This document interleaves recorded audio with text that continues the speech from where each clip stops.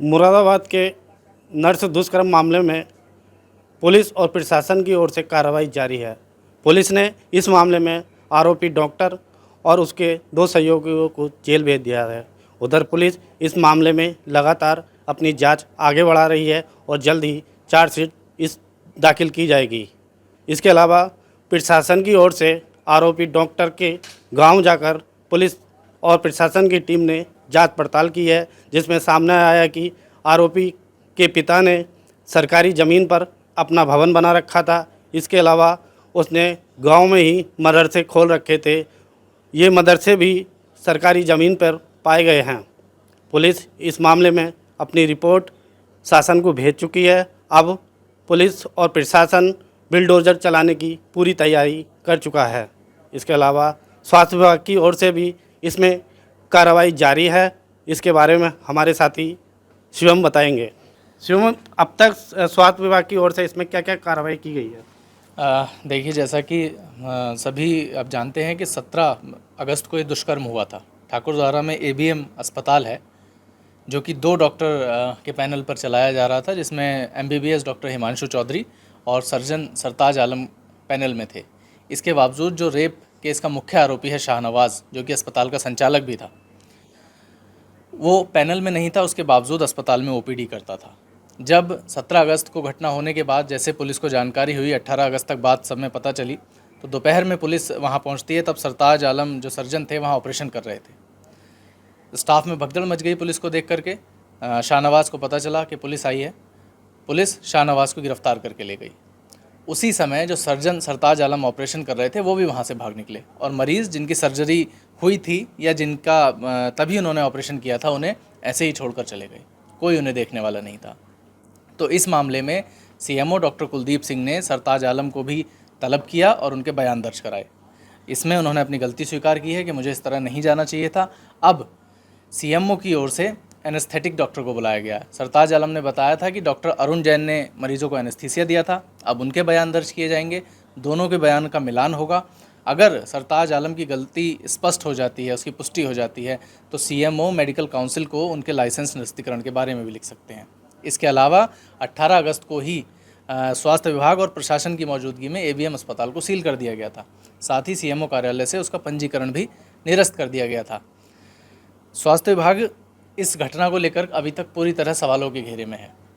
जो आशा पिछले 1 साल से स्वास्थ्य विभाग की आशा होने के बावजूद निजी अस्पताल में ड्यूटी कर रही थी, वहाँ के एमओआईसी ठाकुरद्वारा पीएचसी के सीएचसी के, उन्हें इस बात की खबर तक नहीं हुई। अब ये सारा प्रकरण होने के बाद उसकी बर्खास्तगी की प्रक्रिया चल रही है। हालांकि अभी तक भी विभागीय रूप से उसकी बर्खास्तगी नहीं हो पाई है। लगातार इसमें स्वास्थ्य विभाग की ओर से जो लापरवाही सामने आ रही है, उसमें क्या विभाग के लोग भी इसमें शामिल हैं? सवालों के घेरे में उन्हें रखा जा रहा है। शासन से जब रिपोर्ट मांगी गई है तो यहाँ डीएम एक्टिव हो गए हैं। उन्होंने पूरी रिपोर्ट मंगलवार तक बनाने के लिए कहा है। और साथ ही इसमें यह भी देखा जा रहा है कि 2019 में जब रेप केस के मुख्य आरोपी शाहनवाज़ का एक अस्पताल सील किया गया था, लाइफलाइन नाम से, वो ठाकुरद्वारा में ही चलाया जा रहा था, उसके बाद क्यों उसी व्यक्ति का नया अस्पताल पंजीकृत कर दिया गया, और यदि पंजीकृत किया भी तो जांच पड़ताल क्यों नहीं की गई, मौके पर सत्यापन क्यों नहीं किया गया। हाल ही में 15 दिन पहले एबीएम अस्पताल जहां की रेप की घटना हुई, उसी का पंजीयन नवीनीकरण किया गया है। Deputy CMO doctor Narendra Singh भी सवालों के घेरे में हैं कि उन्होंने बिना मौके पर जाए, बिना भौतिक सत्यापन किए उसका पंजीकरण नवीनीकृत कैसे कर दिया। इस सारे मामले की जाँच चल रही है। इस मामले में स्वास्थ्य विभाग की ओर से भी एक मुकदमा मेडिकल एक्ट के तहत दर्ज किया गया है। अब पुलिस आरोपी डॉक्टर और उसके 2 सहयोगियों के खिलाफ गैंगस्टर में कार्रवाई करने की पूरी तैयारी कर चुकी है। अभी पुलिस इस मामले में चार्जशीट दाखिल करने के बाद गैंगस्टर में कार्रवाई करेगी। जी यस। देखिए, ठाकुरद्वारा में एक दुखद घटना घटित हुई। इसके क्रम में जो मुकदमे दर्ज हुए और तमाम कार्रवाइयाँ उसमें की गई हैं, उसी क्रम में हमें ये पता चला कि जो आरोपी हैं उनके पिता के द्वारा वहाँ पर कुछ मदरसे संचालित किए जा रहे हैं, जो गांव है जटपुरा और राजपुर केसरिया। उसकी गहन जांच की गई। गहन जांच में यह तथ्य निकल के आया कि जो मदरसे राजपुर केसरिया में है वो सरकारी भूमि पे स्थित है, अतः वो गलत तरीके से बना है। पहली बार में उसे फर्स्ट से लेके 5वीं तक का उसके पास अप्रूवल आया था और बाद में उसका अप्रूवल को एक्सटेंड किया गया है। तो इस प्रकार से उसमें तमाम खामियां हैं। इन खामियों को देखते हुए उसको सील किया गया है। जल्द ही उसकी रिपोर्ट बना के उसके निरस्तीकरण के लिए शासन को प्रस्ताव प्रेषित किया जा रहा है। इसके साथ ही जो जटपुरा में जो मदरसा स्थित है उसके संबंध में भी किसी प्रकार की कोई कागज ऑफिस में अभी प्राप्त नहीं हुआ। इससे यह प्रतीत हो रहा है कि वो भी इलीगल है, गलत तरीके से बना हुआ है, तो उसकी भी सील की कार्रवाई की गई है। सर मीडिया रिपोर्ट्स की माने तो उसके हाउस पे भी कोई इस तरीके का कोई इलीगल उस पे बना हुआ था, उसके अगेंस्ट भी कोई एक्शन किया देखिए, गया? उनका अलग से कोई घर नहीं है। वो जो मदरसा जो राजपुर केसरिया में उसी में उनको मतलब ऐसा तथ्य निकला कि वो उसी में आवासित थे। सर क्या पुलिस ने मांग करी आपसे कि उनके खिलाफ गैंगस्टर की कार्रवाई हो, आप संबोधन करें, क्या गैंगस्टर की कार्रवाई प्रशासन अनुमोदित करे?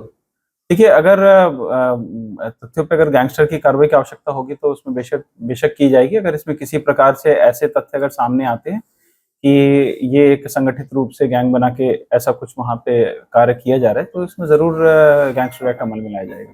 मुरादाबाद जनपद के ठाकुरद्वारा थाना क्षेत्र में दिनांक 18/8/2023 को एक प्रार्थना पत्र प्राप्त हुआ, जिसमें प्रार्थी ने बताया कि उसकी बेटी, जो कि एक क्लिनिक के अंदर नर्सिंग कर्मी है, उसी क्लिनिक के डॉक्टर द्वारा उसकी बेटी के साथ दुष्कर्म किया गया। प्रार्थी के प्रार्थना पत्र के आधार पर 3 व्यक्तियों को नामजद किया गया है, जिसमें एक व्यक्ति का नाम है शाहनवाज, जो कि उस हॉस्पिटल का डॉक्टर है, और दूसरा व्यक्ति है जुनैद, और इसमें एक महिला है जिसका नाम है महनवाज।